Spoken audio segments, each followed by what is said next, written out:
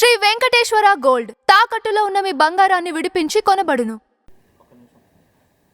ముందుగా cinematography minister Durgesh గారికి ధన్యవాదాలు.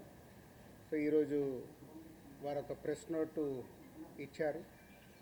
సో ఆ 9 days నుంచి జరుగుతున్న ఒక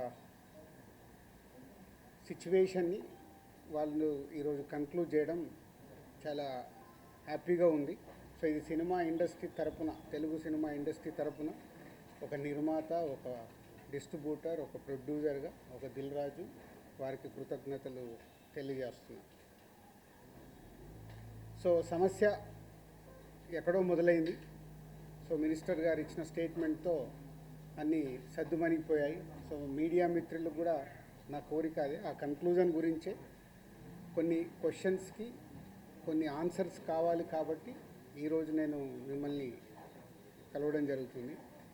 దయచేసి దీంట్లో మిమ్మల్ని నేను కోరుకునేది ఎలాంటి కాంట్రవర్షియల్ పాయింట్స్ కానీ ఇక్కడ లేని మీరు అడుగుతూ అది డీవియేట్ అవ్వకుండా చూసుకోవాలని నా రిక్వెస్ట్ మీ అందరికీ. పోతే ఇది ఎక్కడ మొదలైందంటే April 19 east Godavari distributors, exhibitors అక్కడ ఒక మీటింగ్ చేసుకున్నారు. అప్పుడు ఆ మీటింగ్లో ఎగ్జిబిటర్స్ కోరుకోవడం జరిగింది, వాళ్ళకున్న ప్రాబ్లం చెప్తూ. సో ఇట్లా థియేటర్లు వర్కౌట్ అవ్వట్లేదు కాబట్టి మాకు పర్సంటేజ్ విధానం ఉంటే బాగుంటుంది అని. సో పోతే అందరికీ ఎన్నిసార్లు ఉన్నా నేను ఒకటే చెప్పేది, ఈరోజు ప్రతి సినిమా సంవత్సరంలో 150 సినిమాలు రిలీజ్ అవుతాయి, 90 సినిమాలు అందరూ పర్సంటేజ్ విధానంలోనే ఆడుతున్నారు. కొన్ని సినిమాలే రెంట్ ఆర్ పర్సంటేజ్ అనే విధానంలో ఆడుతున్నారు. సో ఈ రెంట్ ఆర్ పర్సంటేజ్ విధానంలో ఆడుతున్న దగ్గరే ఎగ్జిబిటర్స్కి కొన్ని ఇబ్బందులు ఉన్నాయి. కాబట్టి వాళ్ళు అలా ఈస్ట్ గోదావరిలో April 19 డిస్ట్రిబ్యూటర్స్, ఎగ్జిబిటర్స్ మీటింగ్లో వాళ్ళు కోరుకోవడం జరిగింది. సో దానికి కొందరు అక్కడ డిస్ట్రిబ్యూటర్స్ యాక్సెప్ట్ చేయలేదు. అది మాకు హైదరాబాద్కి ఇలా నిర్మాతలకి అది కమ్యూనికేట్ అవుతే April 26 గిల్డ్ మీటింగ్ జరిగింది. గిల్డ్ మీటింగ్లో మాకు హిట్ 3 గురించి బాంబేలో రిలీజ్ ఇష్యూ ఒకటి ఉండే, సెకండ్ ఈస్ట్ గోదావరిలో ఇలా పర్సంటేజ్ విధానం కావాలని వాళ్ళు నిర్ణయం తీసుకొని ఇండైరెక్ట్గా June 1 నుంచి వాళ్ళది వర్కౌట్ అవ్వకుంటే థియేటర్లు ఇలా ఆపుతాము అని కమ్యూనికేట్ చేయడం జరిగింది. ఇది ఎవ్రీథింగ్ ఆ ఎగ్జిబిటర్స్, డిస్ట్రిబ్యూటర్స్ మధ్యలో ఈస్ట్ గోదావరిలో జరిగిన సంఘటన. అది మా గిల్డ్కి వచ్చినప్పుడు గిల్డ్లో మేము ఉన్న వర్కింగ్ కమిటీలో ఉన్న ప్రొడ్యూసర్స్ అందరం ఏమనుకున్నామంటే, వాళ్ళకి ఎందుకు వర్కౌట్ అవ్వట్లేదు, వాళ్ళని ఒక 6 months వాళ్ళకు వస్తున్న రెవెన్యూలు ఏంటి, వాళ్ళకు వస్తున్న ఖర్చులు ఏంటి, ఎందుకు వర్కౌట్ అవ్వట్లేదు, వాళ్ళని స్టేట్మెంట్స్ తీసుకొని రమ్మందాము. వచ్చినప్పుడు అది డిస్కషన్లోకి పెట్టి నిజంగా ఎగ్జిబిటర్స్కి, ఎందుకంటే మేము అన్ని టెరిటరీలో ఉన్నాం, ఎగ్జిబిటర్స్ కష్టాలు కూడా మాకు తెలుసు. ఎగ్జిబిటర్స్ కష్టాలు ఏంటంటే మేము డిస్ట్రిబ్యూటర్గా ఉన్నాం కాబట్టి ప్రొడ్యూసర్ నుంచి డిస్ట్రిబ్యూటర్, డిస్ట్రిబ్యూటర్ నుంచి ఎగ్జిబిటర్, ఈ 3 టెరిటరీలు ఒకరికి సంబంధాలు ఉంటాయి. డిస్ట్రిబ్యూటర్లుగా ఉన్నప్పుడు ఎగ్జిబిటర్కి మేము ఇందాక నేను చెప్పినట్టు రెంట్ ఆర్ పర్సంటేజ్ అన్నప్పుడు ఫస్ట్ వీక్ బాగా రెవెన్యూ వస్తే రెంట్ ఇస్తున్నాము, సెకండ్ వీక్ కలెక్షన్ తగ్గిపోగానే పర్సంటేజ్ ఇస్తున్నాం. అది వాళ్ళ కష్టమైనది, ఇది మా అందరికీ తెలుసు. దానికి సొల్యూషన్ మేము చాలా రోజులు అనుకుంటున్నాం, కానీ ఉన్న పరిస్థితుల వల్ల ప్రొడ్యూసర్స్ కూడా హ్యాపీగా లేరు కాబట్టి ఆ సొల్యూషన్ రావట్లా. సో అలా April 26 గిల్డ్లో జరిగిన మీటింగ్ ద్వారా ఆ డిస్కషన్ అలా కంటిన్యూ అవుతే వాళ్ళని రమ్మని చెప్దామని అడగడం జరిగింది.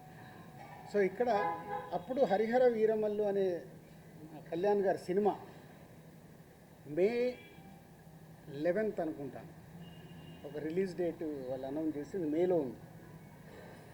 సో తర్వాత అది షిఫ్ట్ అవ్వడము, టెక్నికల్ వాళ్ళ వర్క్ వల్లనో దేని వల్లనో షిఫ్ట్ అవ్వడం, అది షిఫ్ట్ అయ్యేది ఎప్పటికీ డేట్ ఇంకా లాక్ అవ్వలేదు అనుకుంటాను, ఇన్ April 26 టైంలో. తర్వాత అలా ఈస్ట్ గోదావరి నుంచి స్టార్ట్ అయింది, ఇక్కడ నైజాంకు కూడా వచ్చింది, నైజాం సింగిల్ స్క్రీన్స్లో. సో నైజాంది ఒక క్లారిటీ కోసం మీరందరూ మళ్ళీ నోట్ చేసుకోండి, ఫ్యూచర్కు కూడా ఉపయోగపడుతుంది. నైజాంలో సింగిల్ స్క్రీన్స్ 370 థియేటర్లు ఉంటాయి. 370 సింగిల్ స్క్రీన్స్ తెలంగాణ స్టేట్ మొత్తంలో. అందులో ఎస్విసి సినిమాస్ అండ్ అదర్ మాకు రిలేటెడ్గా ఉన్న చారి గారు వాళ్ళని కలిపి మా దగ్గర ఉన్నాయి 30 థియేటర్లు. అవుట్ ఆఫ్ 370 థియేటర్లు 30 థియేటర్లు మా దగ్గర ఉన్నాయి. అలాగే ఏషియన్ సునీల్ అండ్ సురేష్ కంపెనీలో 90 థియేటర్లు ఉన్నాయి. 120 మా దగ్గర 30, వాళ్ళ దగ్గర 90. 250 థియేటర్లు ఓనర్స్ కానీ వాళ్ళకు సంబంధించిన వాళ్ళు కానీ నడుపుతున్నారు. అవుట్ ఆఫ్ 370 ఇది రేషియో. మీ మీడియా వాళ్ళకు నేను మళ్ళీ ఇది క్లారిటీ ఇస్తున్నాను. మళ్ళీ ఆ నలుగురు దాంతో ఆ సబ్జెక్టు తర్వాత వస్తాను. సో ఒక వ్యక్తుల మీద ఇండివిజువల్గా టార్గెట్ చేయడము, వెనకాల ఏముందో అర్థం చేసుకోకుండా మాట్లాడము. మీలాంటి వాళ్ళు కనీసం ఇలాంటి క్వశ్చన్స్ వచ్చినప్పుడు అండర్లైన్ చేసుకోండి. మీరు మాట్లాడేటప్పుడు ఎవరో ఎక్కడి నుంచో ఫోన్ ఇన్ తీసుకుంటారు. నాకు ఎవరో లింక్ పంపితే జీ న్యూస్ ఉన్నారు ఎవరైనా ఇక్కడ? జీ న్యూస్లో చూసా ఇందాక ఎవరో పంపిస్తే. ఆ టాపిక్ సంబంధం లేదు కానీ అది కూడా తీస్తా. అక్కడేదో టాపిక్లో జరుగుతుంటే మళ్ళీ వస్తాను మెయిన్ పాయింట్కి. టాపిక్లో జరుగుతుంటే మొదటి రోజు గేమ్ చేంజర్ సినిమా పైరసీ వచ్చింది. అది నిర్మాతకి నష్టం, నిర్మాత ద్వారా డిస్ట్రిబ్యూటర్కి నష్టం, డిస్ట్రిబ్యూటర్ ద్వారా ఎగ్జిబ్యూటర్కి నష్టం. అక్కడ ఒక ఎక్స్ నిర్మాత అంటున్నాడు, ఆ నిర్మాతనే ఇది పైరసీ చేసి ఉండొచ్చు. అంటే ఎంత నీచం! ఒక ప్యాషనెటిక్ ప్రొడ్యూసర్ నేను, నా సినిమాని నేను కాపాడుకోవడానికి ఫైట్ చేస్తాను అంటే ఎంత దిగజారిపోతున్నారు వాళ్ళు. మీడియాలకు రావడానికా, మీడియా వాళ్ళు ఇచ్చే ఇంపార్టెంట్ కోసమా? అది అవసరం లేని టాపిక్. పైరసీ మీద మేము ఫైట్ చేస్తాం కానీ ఎవడన్నా హౌస్ మన ఇంట్లో మనిషిని మనం చంపుకోవాలని ఎవడన్నా మనిషి అనుకుంటాడా? ఏ కుటుంబంలో ఎవరన్నా అనుకుంటారా? అంత నీచంగా బిహేవ్ చేస్తున్నారు కొందరు. అది పక్కన పెడదాం. సో ఈ పర్సంటేజ్ విధానం తెలంగాణకు వచ్చినప్పుడు తెలంగాణ ఎగ్జిబిటర్స్ న్యాచురల్గా సార్ ఈస్ట్ గోదావరిలో అది అంటున్నారంట, ఇలా తెలంగాణలో కూడా మేము అన్ని థియేటర్లు మూత పడుతున్నాయి, మాకు ఏదో ఒక సొల్యూషన్ కావాలి అని శిరీష్ గారిని అడగడం జరిగింది. ఎవరు ఆ 270 థియేటర్లు? ఎందుకు 30 ఏళ్ళ నుంచి వాళ్ళు మాతో వ్యాపారం చేస్తున్నారు. 1998 నుంచి ఆ ఎగ్జిబిటర్స్కి మాకు 28 ఏళ్ళ నుంచి ఒక నడుస్తుంది, ఆ రిలేషన్ నడుస్తుంది. వాళ్ళు అడిగినప్పుడు ఈస్ట్ గోదావరికి ఇలా జరుగుతుంది అన్నప్పుడు శిరీష్ గారు నా నోటీస్లో తీసుకొచ్చారు. ఇలా నువ్వు ఛాంబర్ ప్రెసిడెంట్గా ఉన్నప్పుడు ఛాంబర్లో జరిగిన లాస్ట్ ఇయర్ నేను ఛాంబర్ ప్రెసిడెంట్, మీ అందరికీ తెలిసిందే. ఛాంబర్లో నువ్వు అన్నావంట ఎగ్జిబిటర్స్కి కూడా ఏదైనా కష్టాలు ఉన్నప్పుడు డెఫినెట్గా గవర్నమెంట్స్తో కూడా మాట్లాడి సాల్వ్ చేస్తామని వాళ్ళు ఈ పాయింట్ అడుగుతున్నారు. ఈస్ట్ గోదావరిలో అడుగుతున్నారు. What will do? ఎగ్జిబిటర్స్కి ఏం కావాలో అడగడంలో తప్పులేదు. వాళ్ళకు ఉన్న ప్రాబ్లమ్స్ ఏంటి వాళ్ళని చేసుకొని కమ్యూనికేట్ చేయమనండి. ఎవరికి? ఛాంబర్కి కమ్యూనికేట్ చేస్తే అప్పుడు ఛాంబర్ నుంచి ప్రొడ్యూసర్స్కి లేదా గవర్నమెంట్కి ఈ టాపిక్ వెళ్తుంది. బికాజ్ ఐఎమ్ ఎఫ్డీసీ చైర్మన్ కాబట్టి ఆ ఉద్దేశంలో వాళ్ళు ఈ రూట్లో రావడం జరిగింది. అది అయిపోయింది. సో నేను నా వెకేషన్ కోసం నేను హాలిడే వెళ్ళాను. వాళ్ళు మే 18 ఒక మీటింగ్ అనుకున్నారు ఎగ్జిబిటర్స్, ఏపీ తెలంగాణ ఎగ్జిబిటర్స్ అందరూ. ఆ రోజు ఆ మీటింగ్ అయిపోయే టయానికి నేను లాస్ట్కి ఒక 15 నిమిషాల గురించి వెళ్ళాను. సో మళ్ళీ అది మీ మీడియా మిత్రులకు కూడా చాలా అవసరం ఇది. ఎందుకంటే ఆ టాపిక్ June 1 థియేటర్లు బంద్ అనేది ఫస్ట్ వేసింది మీరు. లోపల జరిగిందేంటి, వాళ్ళు అడిగిందేంటి మీకు క్లారిటీ లేదు. ఎవరో ఫోన్ ద్వారా చెప్పింది అది మట్టుకే మీరు మీ స్ట్రోలింగ్లు కానీ మీ బ్రేకింగ్ న్యూస్లు కానీ మీరేశారు. అంటే యాక్చువల్ లోపల ఏం జరిగింది, వాళ్ళు ఏం అడిగారు, వాళ్ళు ఛాంబర్కి ఏమి ఇచ్చారు, మీకు క్లారిటీ లేదు. వాళ్ళు అక్కడ నేను వెళ్ళి మాట్లాడిన తర్వాత సార్ మేము ఇలా అనుకుంటున్నాం, మాకు ఈ పర్సంటేజ్ విధానం కావాలి, ఈ రెంటార్ పర్సంటేజ్ అనేది ఉంది, ఆ కొన్ని సినిమాలకే 90% సినిమాలు మేము పర్సంటేజ్లో ఆడుతున్నాము, సో కొన్ని సినిమాలకి ఇలా ఉంది, మాకు కావాలి అని అడుగుతున్నాం. సరే, దాంట్లో వాళ్ళ పర్సంటేజ్ విధానంలో కూడా రాయొద్దు అని చెప్పా. ఎందుకు? అది ప్రొడ్యూసర్స్, అక్కడ డిస్ట్రిబ్యూటర్స్ కంఫర్ట్గా లేరు, ప్రొడ్యూసర్స్ కంఫర్ట్గా లేరు. సో మీ కోరిక, మీ రిక్వెస్ట్ ఏదైతుందో మీరు ప్రొడ్యూసర్స్కు చెప్పండి. డెఫినెట్గా ప్రొడ్యూసర్స్ మీటింగ్ అయినప్పుడు వాళ్ళు మీ గురించి ఆలోచించి ఎలా దీన్ని సాల్వ్ చేయాలనేది ప్రయత్నం చేసి తొందరలోనే చేస్తాము. అక్కడ కొందరు సార్ మేము ఇది కాకుంటే జూన్ 1 నుంచి మేము థియేటర్లు క్లోజ్ చేస్తాం, అది తప్పు. మీరు అలాంటి స్టేట్మెంట్లు కానీ అలాంటివి అడిగితే ఎదుటి వాళ్ళకు హర్టింగ్గా ఉంటుంది, ఆ టాపిక్ వద్దు. సో దీన్ని మీరు అందంగా మీ ప్రొడ్యూసర్స్కి ఛాంబర్ ద్వారా, ఏదైతే ఛాంబర్ మెయిన్ బాడీ ఉందో దాని ద్వారా డిస్ట్రిబ్యూటర్లకి ప్రొడ్యూసర్లకి కమ్యూనికేట్ అవుతే మళ్ళీ జాయింట్ మీటింగ్ అవుతుంది. జాయింట్ మీటింగ్ అయినప్పుడు దీనికి క్లారిటీ వస్తుంది, లేదా ఒక సొల్యూషన్ కోసం ప్రయత్నం జరుగుతుంది అని నేను చెప్పగానే ఆ రోజు అక్కడ ఉన్న వాళ్ళందరూ ఏకీభవించారు. నేను బయటకు వచ్చేసాను 15 నిమిషాల తర్వాత బయటకు వచ్చిన హాఫ్ అన్ అవర్కి ఏ ఛానల్లో చూసినా జూన్ 1 థియేటర్లు బంద్, జూన్ 1 థియేటర్లు బంద్, టక్క మెసేజ్లు వస్తున్నాయి. ఏంటయ్యా అని నేను ఛాంబర్కి ఫోన్ చేశాను. ఆ ప్రెసిడెంట్కి సెక్రటరీతో మాట్లాడితే సరిగా వాళ్ళు ఇలా లెటర్ ఇచ్చారు. ఏమని ఇచ్చారు? ఎగ్జిబిటర్స్ లెటరు ఛాంబర్కి, మాకు ఇలా పర్సంటేజ్ విధానం కావాలి, ఈ పర్సంటేజ్ విధానం కోసం డిస్ట్రిబ్యూటర్లు కానీ ప్రొడ్యూసర్లతో కానీ మాకు మీటింగ్ పెట్టండి. ఆ మీటింగ్లో మేము అనుకుంది జరగకుంటే మేము జూన్ 1 నుంచి థియేటర్లు బంద్ చేస్తాము. ఇది అక్కడ సారాంశం. కానీ బయటికి ఎలా వచ్చింది? జూన్ 1 నుంచి థియేటర్లు బంద్. వాళ్ళందరికీ మీటింగ్ జరగాలి కదా. ఇప్పుడు ప్రభుత్వంలో మనం ఎన్నో చూస్తాం, స్ట్రైక్లు అంటారు. స్ట్రైక్లు అన్నప్పుడు ఏం చేస్తారు? వాళ్ళకు వీళ్ళకు మీటింగులు జరుగుతాయి, అక్కడ సొల్యూషన్ వెతుకుతారు. స్ట్రైక్లకు వెళ్ళాలని చెయ్యాలని ఎవరు కోరుకోరు. ఇది కూడా అలాంటిదే. కానీ అలా బేస్ లేకుండా జూన్ 1 థియేటర్లు బంద్ అనేది బయటికి స్ప్రెడ్ చేశారు. అక్కడ ఎగ్జిబిటర్స్ కానీ ఛాంబర్ కానీ ముందుకొచ్చి ఖండించకపోవడం తప్పు. సో ఎవరి దారిన వాళ్ళు, అంటే మా సినిమా ఇండస్ట్రీలో మీ అందరికి తెలిసిందే, ఎవరి దారి వారిదే. మన అరవింద్ గారు ప్రెస్ మీట్ చేశాడు, ఈరోజు నేను చేశాను. మేమందరం కూర్చొని కదా ప్రెస్ మీట్ చేయాలి. ఇండస్ట్రీకి సంబంధించిందంటే మేమందరం, మమ్మల్ని పెద్దలు అంటారు, మాకు రెస్పాన్సిబిలిటీ ఇస్తారు. కానీ మా దాంట్లోనే మేమందరం కూర్చొని మాట్లాడడానికి భయం, ఎవరు మాట్లాడితే ఏది ఎలా వెళ్తుందని. సో ఆ జూన్ 1 అనే టాపిక్ అలా వస్తే బయటికి మట్టుకు జూన్ 1 థియేటర్లు బంద్ అని స్ప్రెడ్ అయిపోయింది. అక్కడి వరకు జరిగింది. తర్వాత డిస్ట్రిబ్యూటర్స్ మీటింగ్ జరిగింది. డిస్ట్రిబ్యూటర్స్ మీటింగ్లో వాళ్ళు నిర్ణయాలు తీసుకున్నారు. లేదు ఇలా కుదరదు, మా ప్రాబ్లమ్స్ మాకున్నాయి కాబట్టి జూన్ 1 నుంచి థియేటర్లు కంటిన్యూ అవ్వాలి, మేము సినిమాలు రిలీజ్ చేస్తాం, మాకు ఎవరు థియేటర్లు ఇస్తే వాళ్ళకి ఇస్తాము. ఎందుకు ఈ రోజు వరకు నాకు తెలిసి కోవిడ్లో తప్పితే ఎప్పుడు సినిమా థియేటర్లు ముయ్యలేదు నాకు తెలిసి. మీకేమైనా తెలిసి ఉంటే చెప్పండి సార్, అప్పుడేదో థియేటర్లు మూసారని. ఈ రోజు వరకు కోవిడ్లో తప్పితే ఎప్పుడు థియేటర్ క్లోజ్ చేయరు. సినిమాలు రిలీజ్ ఉంటే సినిమాలు వేసుకోవాలనుకుంటారు ఎగ్జిబిటర్, మూసుకుంటే వాళ్ళకే నష్టం. ఆ రోజు ఆ మీటింగ్లో ఇంకొకటి కూడా నేను అండర్లైన్ చేసే వాళ్ళకి, 56 రోజులు మేము షూటింగ్లు ఆపాం, మేము ఏమీ సాధించలేకపోయాం. నిర్మాతలుగా ఏదైనా సాధించగలిగితే నిర్మాతలే సాధించాలి. ఎందుకు? ఎవ్రీవేర్ మేమే ఉంటాం కాబట్టి. మాకే ధైర్యం లేదు, మీరు ఎక్కడికి వెళ్ళి అవుతారో అది సాధ్యం కాదు అంటే వాళ్ళందరూ ఏకీభవించడం జరిగింది. తర్వాత స్ప్రెడ్ అయింది. డిస్ట్రిబ్యూటర్స్ మీటింగ్లో వాళ్ళు కాల్ తీసుకున్నారు, బంద్ వద్దు, బంద్ టాపిక్ లేకుండా వాళ్ళ ప్రాబ్లమ్స్ ఏమున్నాయో పెట్టండి. తర్వాత ప్రొడ్యూసర్స్ మీటింగ్ జరిగింది. ప్రొడ్యూసర్స్ మీటింగ్లో ఆ రోజు నేను పార్టిసిపేషన్ చేయడం జరిగింది. ప్రొడ్యూసర్స్ అందరం కూడా యునానిమస్గా ఎగ్జిబిటర్స్కి ప్రాబ్లమ్స్ ఉన్నాయని చెప్తున్నారు. అది మనం మాట్లాడుకొని వాళ్ళని ఎలా సాల్వ్ చేసి ముందుకు తీసుకెళ్దాం, థియేటర్లు ముయ్యడాలు చేయడాలు వద్దు, జాయింట్ మీటింగ్ పెట్టండి, జాయింట్ మీటింగ్లో క్లారిటీగా ఇది చెప్పుదామని. సో జాయింట్ మీటింగ్కి 23 అనుకున్నారు, 24 పెట్టారు.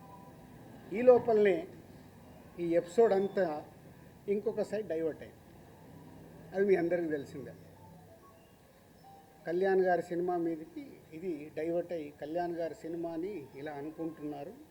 దాంట్లో మేబీ నా పేరు డైరెక్ట్గా ఎక్కడా రాలేదు కానీ ఇండైరెక్ట్గానే వచ్చిందని అందరూ చెప్తున్నారు. కళ్యాణ్ గారి సినిమా ఆపే దమ్ము, ధైర్యం ఎవ్వడు ఆలోచించడు. ఎందుకంటే ఫస్ట్ థియేటర్లు బేసిక్గా ముయ్యరు. ఈ రోజు వరకు థియేటర్లు ముయ్యడం అనేది నా 30 ఏళ్ళ సర్వీస్లో నేను చూడలే. షూటింగ్లు ఆపుకున్నాం, ఎందుకు? మా బాధలు ఉన్నప్పుడు ఆపుకొని ఏదైనా సాల్వ్ చేసుకోవటానికి. కానీ థియేటర్లు ముయ్యడం అనేది ఈ రోజు వరకు జరగల. అది ఎపిసోడ్ కాస్త కళ్యాణ్ గారి సినిమా మీదకి తీసుకెళ్లారు. గవర్నమెంట్స్ కూడా అలాంటిదే కమ్యూనికేట్ చేశారు మధ్యలో. సో ఎవరి అడ్వాంటేజ్లు ఏమున్నాయో ఇక్కడ తెలియదు. అడ్వాంటేజ్లు ఉన్న వాళ్ళు భయంతోనో భక్తితోనో కమ్యూనికేషన్ రాంగ్గా కమ్యూనికేట్ అయింది.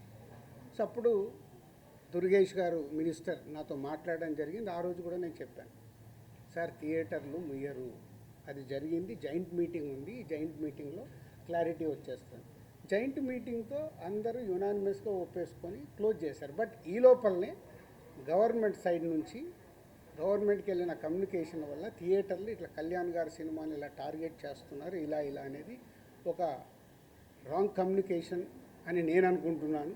మరి అది వాళ్ళకి రాంగ్గా వెళ్ళిందా రైట్గా వెళ్ళిందా నాకు తెలియదు. But my point of views wrong కమ్యూనికేషన్తో కళ్యాణ్ గారి సినిమా మీదకి తీసుకెళ్ళారు. మే 30 అప్పటికే భైరవం అనౌన్స్ అయింది.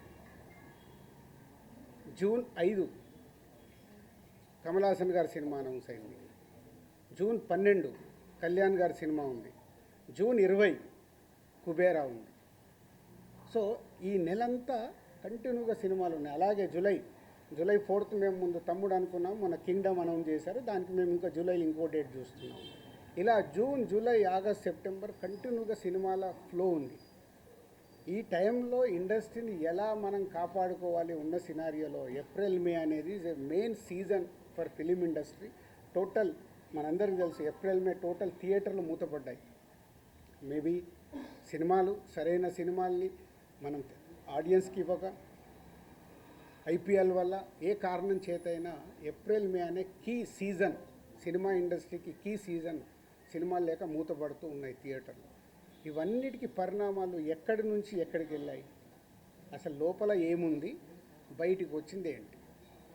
మన శాస్త్రం ఉంది. చిన్నప్పుడు సార్ నేను పాము చూశాను ఒక ఆయన అంటాడు, పక్క ఆయన వెళ్ళి అరే ఆడికి పాము కాదు పడిగిప్పిందట అంటాడు.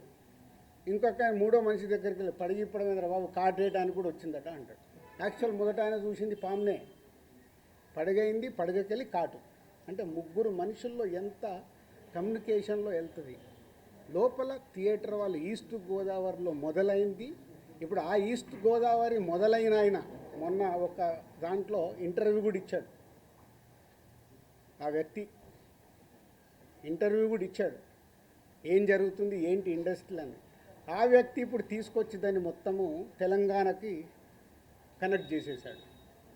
ఏప్రిల్ 19 ఈస్ట్ గోదావరిలో ఆయన అధ్యక్షతన మీటింగ్ జరిగితే అది ఎక్కడికి తీసుకొచ్చారు. సో ఇది టోటల్ ఎపిసోడ్. దీనికి ముందుగా నేను అందుకే దుర్గేష్ గారికి ముందు థ్యాంక్ చెప్పింది ఏంటంటే 9 రోజుల్లో ఎక్కడెక్కడో వెళ్తుంది.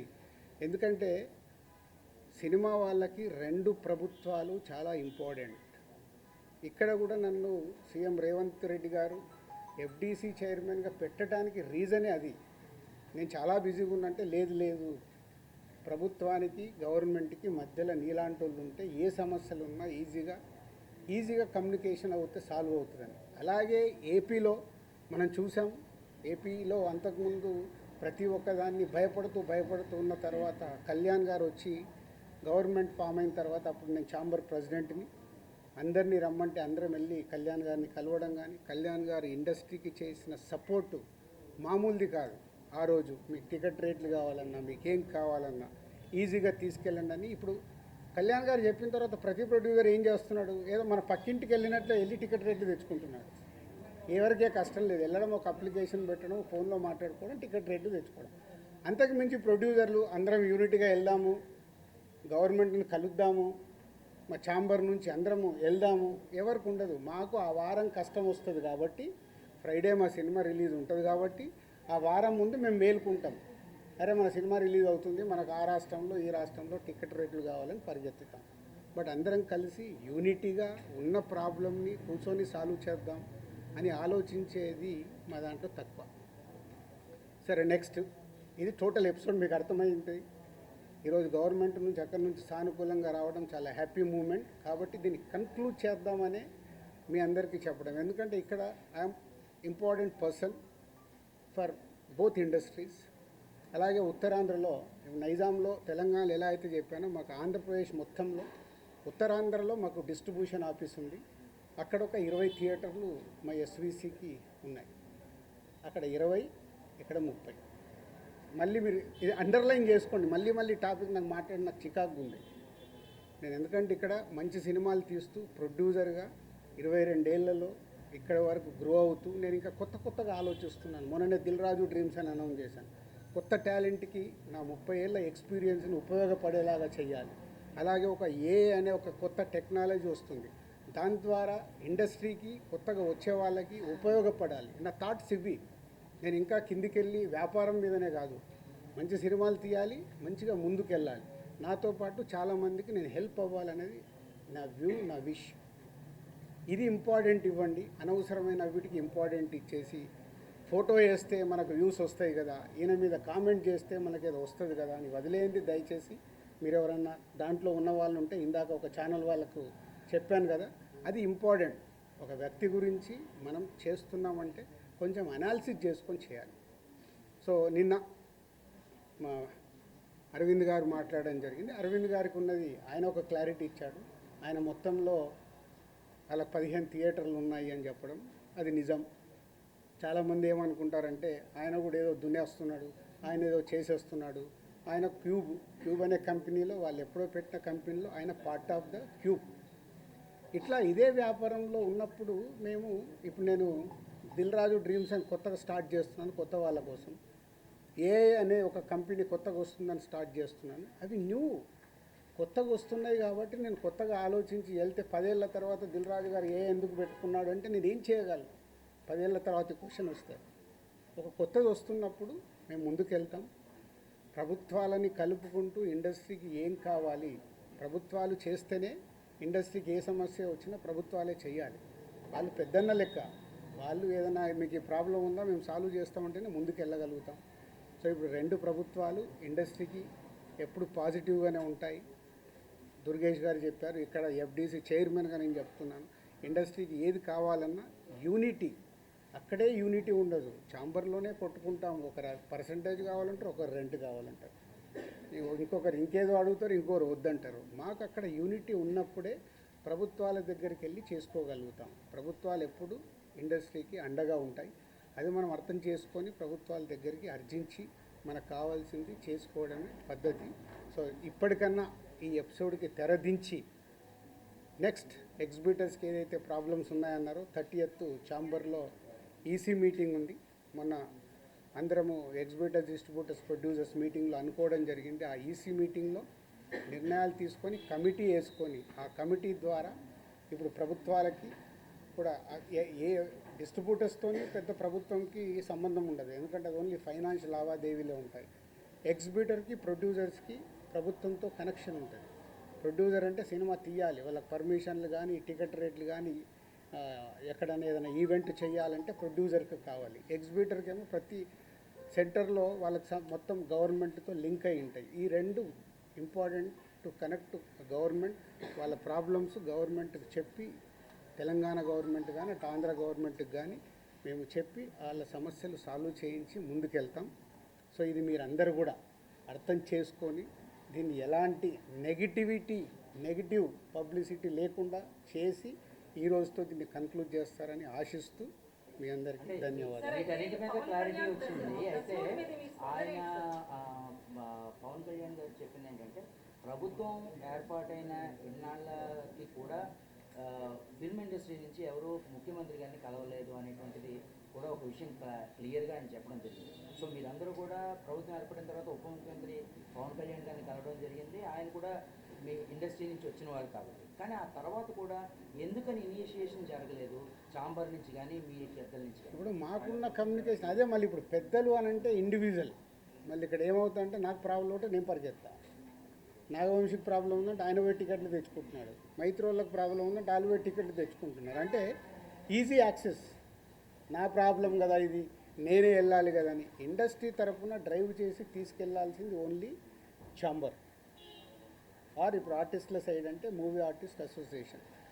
ఛాంబర్ ద్వారా అడిగితే 2 సార్లు మేము కలవడం జరిగింది. ఎఫ్డీసీ ద్వారా అడిగాము అపాయింట్మెంట్, మాకు ఇంకా అపాయింట్మెంట్ రాలేదనేది వాళ్ళ దగ్గరికి వెళ్ళి వచ్చింది.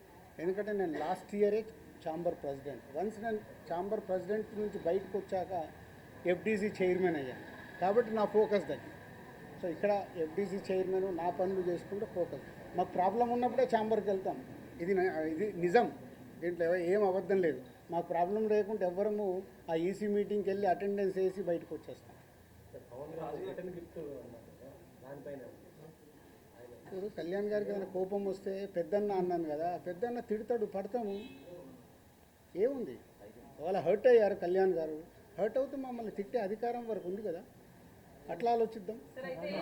కళ్యాణ్ గారి గురించి నేను 22 ఏళ్ళ నుంచి చూస్తున్నాను. ఆయన కోపం వచ్చినప్పుడు ఆయన కోపపడేలాగా ఎపిసోడ్ జరిగింది, కానీ వారి సినిమానే టార్గెట్ చేశారనేది ఒక నెగిటివ్గా వారి దగ్గరికి వెళ్ళింది. అది కాదు ఇది ఇక్కడ జరిగింది. June 1 థియేటర్లు బంద్ అని మీరందరూ హెడ్లైన్స్ ఇవ్వడమే మేజర్ ప్రాబ్లం. అక్కడే ఒక సమస్య అండి, అక్కడే ఒక సమస్య. ఛాంబర్ సరిగ్గా ఎఫిషియన్సీగా రెస్పాండ్ అవ్వకపోవడం వల్లనే ఇది జరిగిందని మేమంటే దానికి మీ సమాధానం ఏంటి? నాకు తెలియదు కదా, నాకు తెలియదు. నేను ఇప్పుడు నీకు ఎలా నేను కన్క్లూజన్ ఇస్తాను? లోపల ఏమి జరిగింది మీకు ఒకటి, మీరందరూ ప్రాపర్గా మీకు కమ్యూనికేషన్. ఇప్పుడు అక్కడి నుంచి ఒక ప్రెస్ నోట్ వచ్చింది. ఇప్పుడు ఏపీ గవర్నమెంట్ నుంచి మినిస్టర్ గారి దగ్గర నుంచి ఒక ప్రెస్ మీట్ వస్తే ఆ ప్రెస్ మీట్ ఎంత అందంగా ఉంది. మేము ఛాంబర్ కూడా అదే చెప్తాం, ఏదున్నా పేపర్ మీద ప్రెస్ మీట్ లాగా పంపించండి అని. అక్కడ ఉండే 20-25 మంది బయటకు వచ్చి ఎవరికో తెలిసిన వాళ్ళకు ఒక న్యూస్ కమ్యూనికేట్ చేస్తారు, లోపల ఏం జరిగింది తెలుసా ఇది అని, అది హైలైట్ అవుతుంది. వెనకాల జరిగిన స్టోరీ లేకుండా ఓన్లీ క్లైమాక్స్ చెప్తేలా సినిమా అర్థం కాదు కదా. ఓన్లీ క్లైమాక్స్ ఒకటి వింటే సినిమా అంతా చూస్తే కదా. నేను అందుకే లోపల ఉన్నాను కాబట్టి చెప్తున్నాను. ఇది చెప్పడానికే ఈరోజు నేను ప్రెస్ మీట్ పెట్టింది. లోపల ఏం జరిగింది, ఈ ఎపిసోడ్ ఎలా స్టార్ట్ అయింది, ఎవరి దాళ్ళు భుజాలు తడుముకుంటున్నారు, నాకెందుకు థియేటర్లు బంద్ లేదు అని ఛాంబర్ వెంటనే ప్రతిస్పందించిన ఇంతవరకు నేను అదే కదా చెప్తా. ముందు అంటే అక్కడ ఎగ్జిబిటర్స్ ఒకలాగా ఉన్నారు, ప్రొడ్యూసర్స్ ఒకలాగా ఉన్నారు, డిస్ట్రిబ్యూటర్స్ ఒకలాగా ఉన్నారు. ఛాంబర్ ఏం చూస్తుంది, ఛాంబర్కి అక్కడ లెటర్లో క్లియర్గా ఉంది, కమ్యూనికేషన్ ఈజ్ ఇంపార్టెంట్. వాళ్ళు చేసుంటే ఇవి చర్చలు జరుగుతున్నాయి, చర్చలు ఫలించకుంటే ఇది అండర్లైన్, చర్చలు ఫలించకుంటే వాళ్ళు థియేటర్లు మూసుకుంటామంటున్నారు. ఇది ఎక్కడుంది? June 1 థియేటర్లు బంద్, June 1 థియేటర్ బంద్, June 1 ఇదే. రాజుగారు రెండు డౌట్స్ అండి. ఇండస్ట్రీలో మాట్లాడుకుని 2 క్వశ్చన్లు అడుగుతాను, మీరు మీకు ఇబ్బంది రాకపోతే అడగండి. ఉపయోగపడేది ఉంటే అడగండి, కాంట్రవర్షియల్ పాయింట్స్ అడగకండి. లేదండి, ఏంటంటే సెక్టార్ చైర్మన్ రాంప్రసాద్ గారి చేత మీటింగ్ పెట్టించింది దిల్ రాజు గారే అని చెప్పి ఒకటి. రెండోదేమో రెండో మీటింగ్ జరగగానే శిరీష్ గారు బయటకు వచ్చి ఇక్కడ ఏదన్నా మాట్లాడుకోనివ్వండి, బట్ June 1 నుంచి బంద్ ఉంటుంది, అది తెలంగాణ మాట, సునీల్ గారి మాట, శిరీష్ మాట ఒకటే అని అన్నట్టు. ఈ 2 ప్రచారాల్లో ఇండస్ట్రీలో ప్రొడ్యూసర్లు మాట్లాడుకుంటారు, డిస్ట్రిబ్యూటర్లు మాట్లాడుతారు. నేను ఇందాక చెప్తున్నా కదా, ప్రచారం అని అంటున్నారు, ప్రచారంలో నిజం ఎంత ఉంది, అదే ఉందో లేదో మీరు చెప్పండి. ఎవరికి తెలుసు అది నిజం ఉందా లేదా అనేది ఎవరికి తెలియదు కదా. ఇప్పుడు నేను ఛాంబర్ ప్రెసిడెంట్గా నేను ఎలక్ట్ అయినప్పుడు ఎగ్జిబిటర్స్ అందరూ ఈసీ మెంబర్స్ అక్కడ ఫస్ట్ ఛాంబర్ మీటింగ్లో అడిగారు, సార్ ఈ ప్రాబ్లమ్స్ ఉన్నాయి మాకు ఇలా కాదు, డెఫినెట్గా మాట్లాడతామండి ప్రెసిడెంట్గా అని చెప్పాను. వాళ్ళ అధికారంతో మాట్లాడారు, అంతేగాని దిల్ రాజు గారు చెప్తే నేను ఎవరిని చెప్పడానికి. సార్ ఇప్పుడు సినిమా ఇండస్ట్రీకి సుప్రీం బాడీ ఎస్, నిన్న ప్రెస్ మీట్లో అరవింద్ గారు కూడా గిల్డ్ వల్ల ఎక్కువ నిర్మాతలు మేలు జరుగుతుందని కామెంట్ చేశారు. దీనివల్ల అది రాంగ్గా వెళ్ళే ప్రమాదం ఉంది కదండి. అంటే సుప్రీం బాడీస్ అనే వాటిని అన్నింటి పక్కన పెట్టి గిల్డ్ వల్లే న్యాయం జరుగుతుంది అనేది ఇండస్ట్రీలో అంత సీనియర్ ప్రొడ్యూసర్ అలా కామెంట్ చేశారు. అంటే ఇప్పుడు గిల్డ్ ఎందుకు ఏర్పడింది, ఎందుకు? సినిమాలు నిర్మించే వాళ్ళు 10 నుంచి 20 మందే యాక్టివ్గా ఉండేవాళ్ళు ఉన్నారు, వాళ్ళ సమస్యలు వాళ్ళకే తెలుస్తాయి. కాబట్టి మనం కౌన్సిల్లో మాట్లాడినా, అందరిట్లో ఛాంబర్లో మాట్లాడినా వీటికి మాకు సాల్వేషన్ రాదని గిల్డ్ అనేది ప్రారంభించడం జరిగింది. ఆ యాక్టివ్గా ఉన్న ప్రొడ్యూసర్స్, అక్కడ వర్కింగ్ కమిటీ అనేది ఒకటి, యాక్టివ్ ప్రొడ్యూసర్స్ ఒకటి, 2 గిల్డ్లో 2 కమిటీలు ఉన్నాయి. ప్రొడ్యూసర్స్కి సంబంధించిన మట్టికి అక్కడ మాట్లాడతారు. కాబట్టి అరవింద్ గారు ఆ సెన్స్లో అని ఉంటారు. But ultimate final government approach కావాలన్నా, ఫెడరేషన్తో మాట్లాడాలన్నా, ఏదైనా main body is a chamber. Sir but ఇప్పుడు ఈ ఇష్యూ మీద గిల్డ్లో కూడా ఏకాభిప్రాయం లేదు కదా సార్. ఎక్కడ ఉండదు, కాదు ఇక్కడే కాదండి, సినిమా ఇండస్ట్రీలో ఏకాభిప్రాయం ఉండదు. గిల్డ్ ఏంటి, ప్రొడ్యూసర్ల మధ్యలో ఉందా, డిస్ట్రిబ్యూటర్ల మధ్యలో ఉందా, ఎగ్జిబిటర్స్ మధ్యలో ఉందా? అంటే మీతో చాలా లాంగ్ ట్రావెల్ ఉన్న ప్రొడ్యూసర్స్ కూడా ఇప్పుడు ఈ విషయంలో డిఫర్ అయ్యారు కదా. అదే అవుతారు అంటున్నా. ఇప్పుడు నేను ఖచ్చితంగా నాకు పర్సంటేజే కావాలి, వాళ్ళకి హెల్ప్ చేద్దామని నేను అంటే వాళ్ళు ఏ అపోహలో ఉన్నారు, అదే అపోహలో ఉన్న రాజుగారు ఎటుంటారు. గోడ మీద పిల్లిలాగా ఎందుకు చూడడం? డైరెక్ట్ నాతో వచ్చి మాట్లాడవచ్చు కదా. నిన్న పవన్ కళ్యాణ్ గారి యాంగిల్లో మేడం ఒక్క నిమిషం కాదు సార్, యాక్టివ్ ఉన్న ప్రొడ్యూసర్లు మిమ్మల్ని టార్గెట్ చేసి మిమ్మల్ని కార్నర్ చేశారంటున్నారు సార్. కాదు సార్, ఇప్పుడు యాక్టివ్ ఉన్న ప్రొడ్యూసర్లే మిమ్మల్ని కార్నర్ చేయడానికి ఏదో ఇష్యూ తీసుకొచ్చినారు. అరే మీకు టోటల్ ఎపిసోడ్ అర్థమవుతుంది కదా, మీ అందరికి అర్థమవుతుంది. మీలో నాకు తెలిసి మీరు అందరు జర్నలిస్ట్ మేధావులు. టోటల్ ఎపిసోడ్ మీకు క్లియర్గా అరటి పండు ఒలిసినట్టు ఓపెన్ చేశా. ఇది పేపర్ మీద రాసుకోండి. జూన్ 19 ఈస్ట్ గోదావరిలో స్టార్ట్ అయిన ఎపిసోడ్లో దిల్ రాజు ఉన్నాడా? మీరు చెప్పండి. ఇప్పుడు అడిగారు కదా, ఏప్రిల్ 19 ఈస్ట్ గోదావరి జరిగిన ఎపిసోడ్లో దిల్ రాజు ఉన్నాడా? అంటే ఉన్నాడా? మీ దగ్గర ఆన్సర్ లేని దాన్ని దిల్ రాజుని ఎందుకు దానికి ఇంక్లూడ్ చేస్తున్నారు? సార్ అంటే నైజాంలో సమస్య ఎక్కడున్నా సరే నైజాంలో సీరియస్ అయితే తప్ప ఇష్యూ పెద్దది అవ్వదు కదా.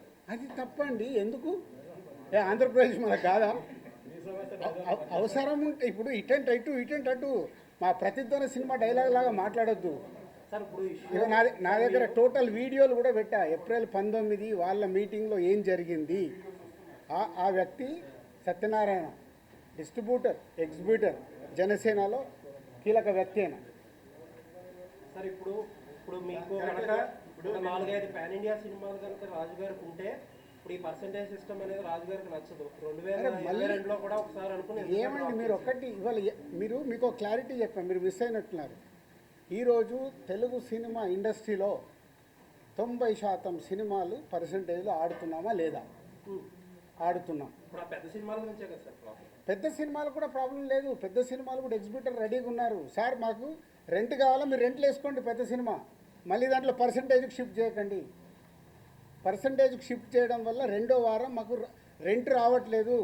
ఎగ్జాంపుల్, మొదటి వారం 20 లక్షలు మీకు ప్రొడ్యూసర్కు డిస్ట్రిబ్యూటర్కి షేర్ వస్తే రెండో వారం 5 లక్షల గ్రాస్ అవుతే మాకు 2 లక్షలే వస్తుంది. మాకు అది వర్కౌట్ అవ్వట్లేదు. మరి ఇంకా బంద్ ఎందుకు చేద్దాం అనుకుంటున్నారు సార్? వర్కౌట్ అవ్వట్లేదు. ఆల్రెడీ పర్సంటేజ్ 90% సినిమాలకు ఉంది. పెద్ద సినిమాలకు మిగతా 10%కి మాకు వర్కౌట్ అవుతున్నప్పుడు ఇంక బంద్ ఎందుకు? సో రెంట్ ఆర్ పర్సంటేజ్, మీరు పాయింట్ మర్చిపోకండి. అక్కడ మొదటి వారము రెంట్లో వేసి రెండో వారము సినిమాని పర్సంటేజ్ వేస్తున్నారు కాబట్టి మాకు వర్కౌట్ అవ్వట్లేదు. ఆ రెంట్, మీకు రెంట్ కావాలిస్తే పెద్ద సినిమాలు కూడా రెంట్లోనే వేసుకోండి, వాళ్ళు సిద్ధంగా ఉన్నారు. ఆర్ అన్ని సినిమాల్లాగా పర్సంటేజ్ చేయండి. అంటే కమ్యూనికేషన్ వెరీ బ్యాడ్. ఇది పర్సంటేజ్ విధానంకు వెళ్ళాలి అనేది ఒక పాయింట్.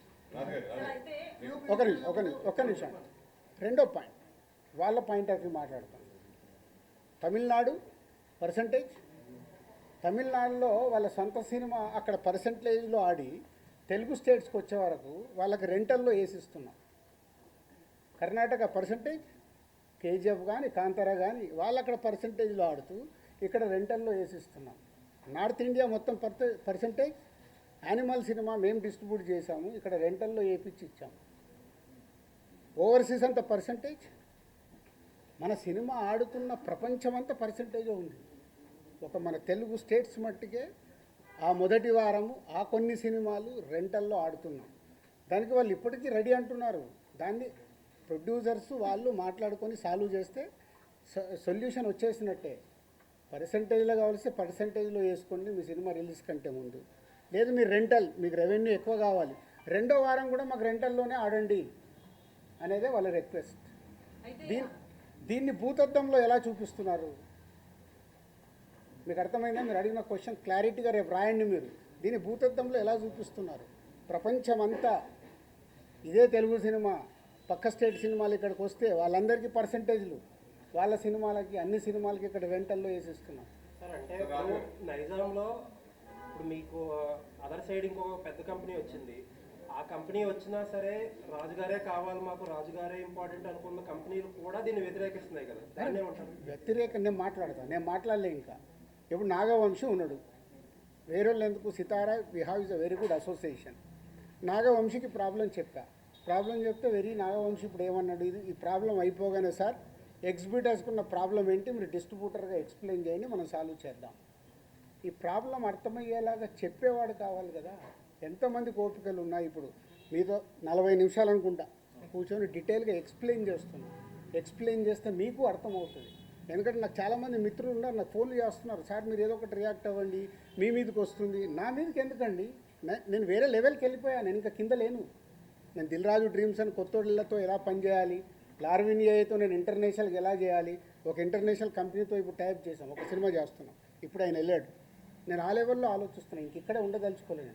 నెక్స్ట్ టైంలో నేను వేరే లెవెల్కి వెళ్ళిపోయాను. ఏదైనా అనుకోండి, అంటే నా thinking I want is a new. UP విషయంలో కూడా ఇలాగే ఒకసారి పోరాటాలు చేశారు కదా సార్ థియేటర్స్. ఇండస్ట్రీలో దేనికి పోరాటాలు జరిగినా ఫైనల్గా రిజల్ట్ శూన్యం.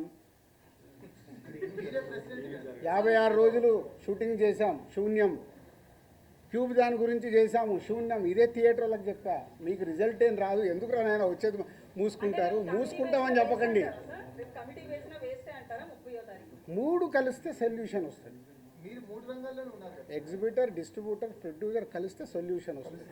ఇప్పుడు కలుస్తారు. ఎందుకు? ఇప్పుడు గవర్నమెంట్స్ కూడా ఇన్వాల్వ్ అయ్యి గవర్నమెంట్స్ కూడా చెప్తాయి కాబట్టి కలుస్తారు, సొల్యూషన్ వస్తుంది. ఇంకొక విషయం నిన్న అరవింద్ గారు మాట్లాడుతూ ఆ నలుగురిలో నేను లేను అంటున్నారు. నేను లేను, ఆయన సోలో. ఆయన అడగండి. ఇప్పుడు కాదు కాదు, ఒక నిమిషం, ఒక జోక్ చెప్తా.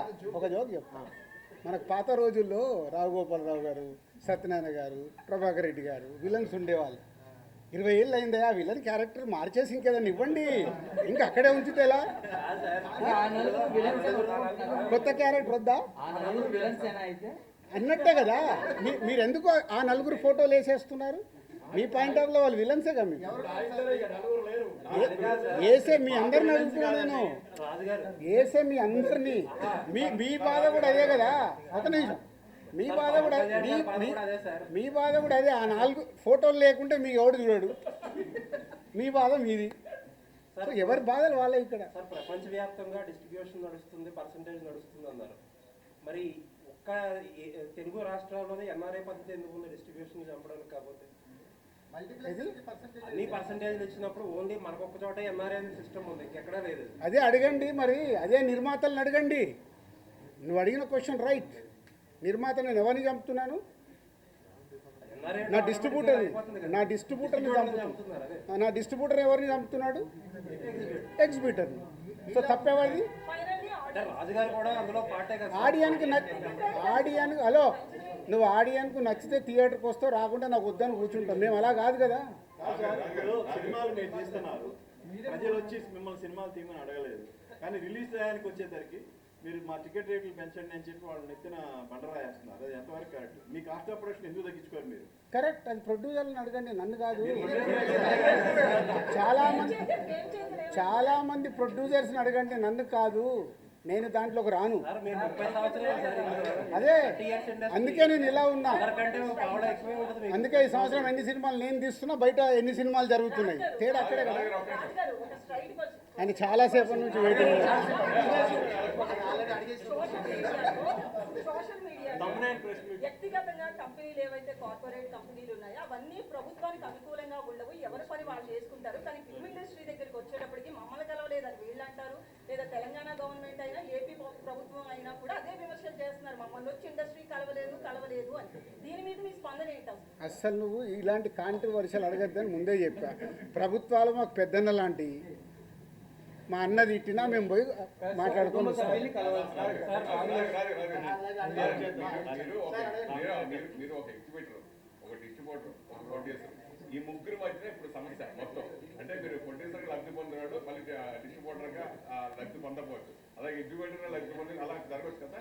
దీనికి ఒక ప్రొడ్యూసర్ ఈ 3 భాగాలకు సంబంధించి మీరేం చెప్తారు? పర్టికులర్గా మీ డెసిషన్ ఏంటి? So right question. ఇప్పుడు ముగ్గురికి సమస్యలు ఉన్నాయి, ముగ్గురికి సమస్యలు ఉన్నాయి.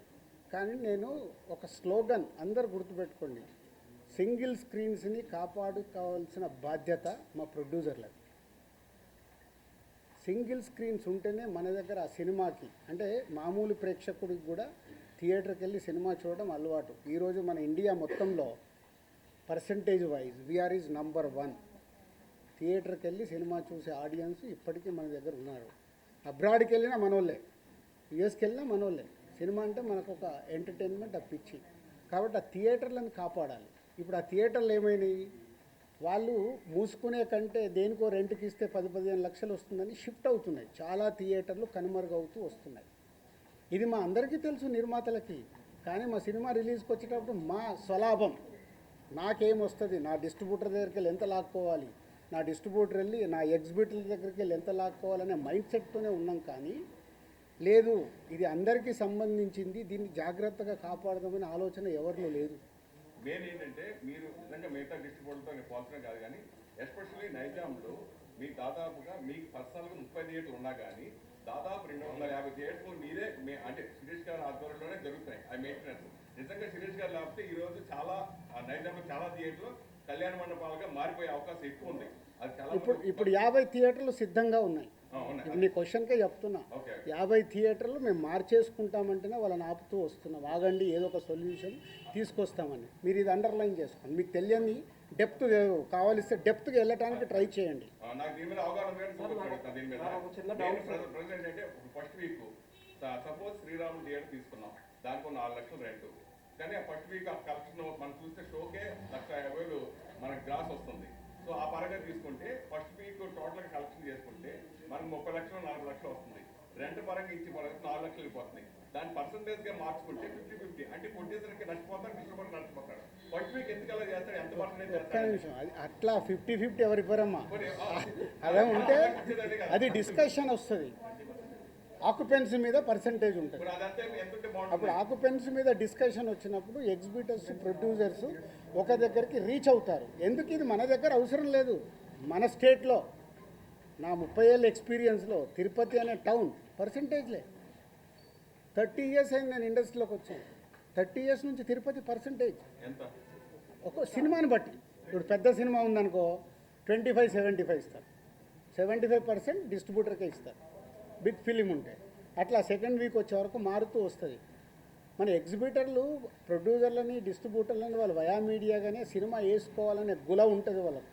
వాళ్ళు వెరీ కంఫర్టబుల్గా మాట్లాడితే వింటారు. కానీ మాట్లాడేటప్పుడు డిస్ట్రిబ్యూటర్కి, ఎగ్జిబిటర్ని శత్రువుగానే చూస్తాడు.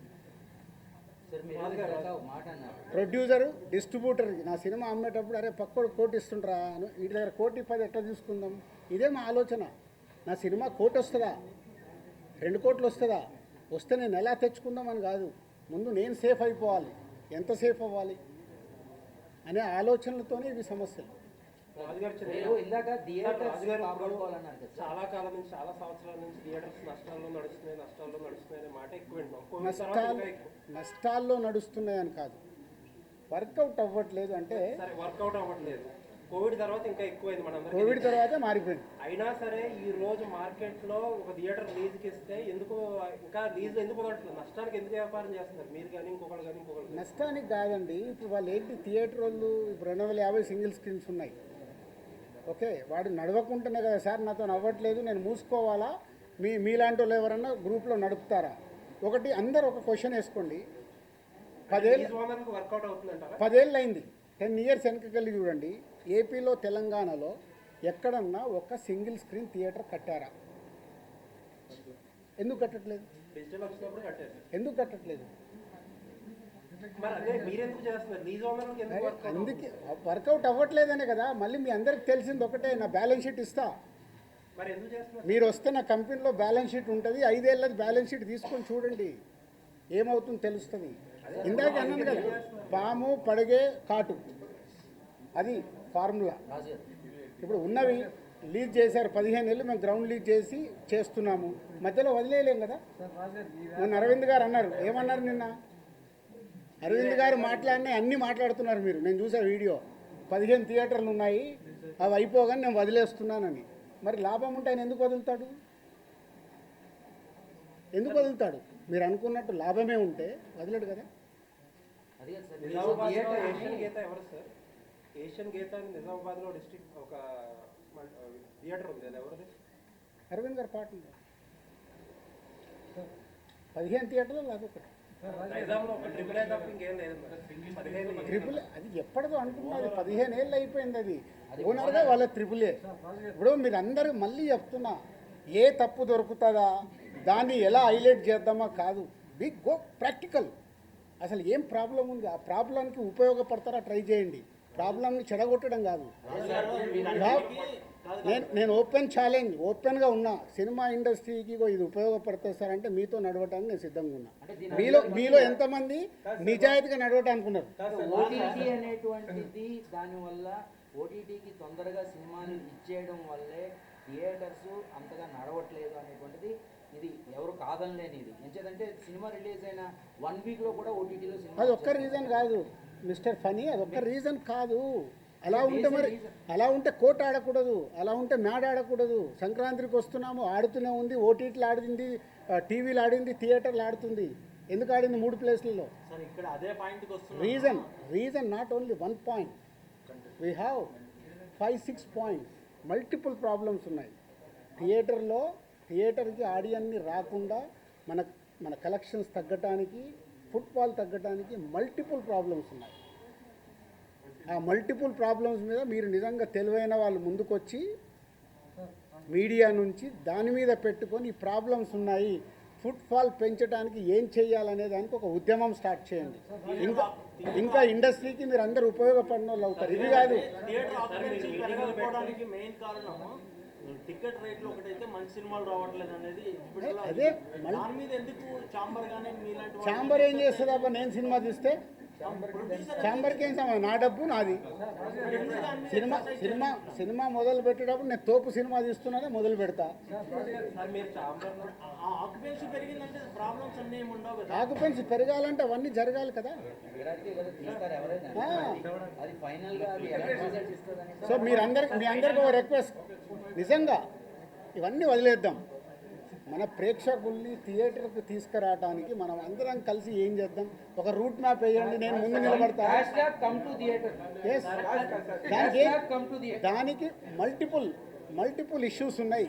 ఆ ఇష్యూస్ మీద మనం ఫైట్ చేసి మనందరం, ఎందుకంటే మీరు సినిమా వల్ల ఏళ్ళ నుంచి బ్రతుకుతున్నారు, మేము సినిమా వల్లనే బతుకుతున్నాం కదా. దానికోసం సినిమా కోసం ఫైట్ చేద్దాం, ఇండివిజువల్ కాదు.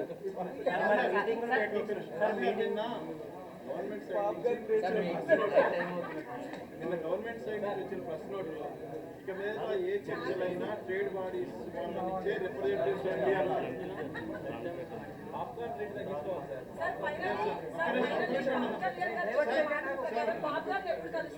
నిన్న ప్రభుత్వం సైడ్ నుంచి వచ్చిన ప్రెస్ నోట్లో ఇక మీద ఏదైనా ట్రేడ్ బాడీస్ నుంచే రిప్రజెంటేటివ్ రండి అన్నారు, ఇండివిజువల్స్ వద్దు అన్నారు.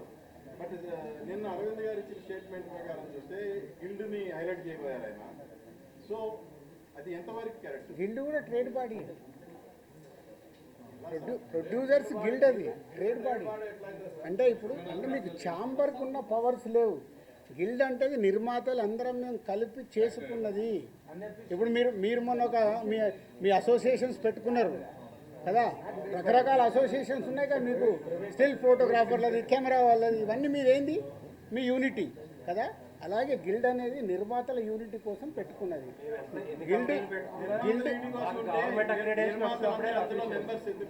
అందరు మెంబర్స్ కాదు అక్కడ. ఇప్పుడు ఒక సినిమా తీస్తారు, వెళ్ళిపోతారు, 5 ఏళ్ళ తర్వాత సినిమా తీస్తారు, కాబట్టి సినిమా తీసినప్పుడు వాళ్ళు మెంబర్స్ అవుతారు. గిల్డ్ ఫార్మాట్ అది. రెగ్యులర్గా ఎంట్రీలు ఎగ్జిట్లు ఉంటాయి. వాళ్ళు సినిమా తీసేటప్పుడు మెంబర్ అయిపోయి సినిమా కంప్లీట్ చేసుకొని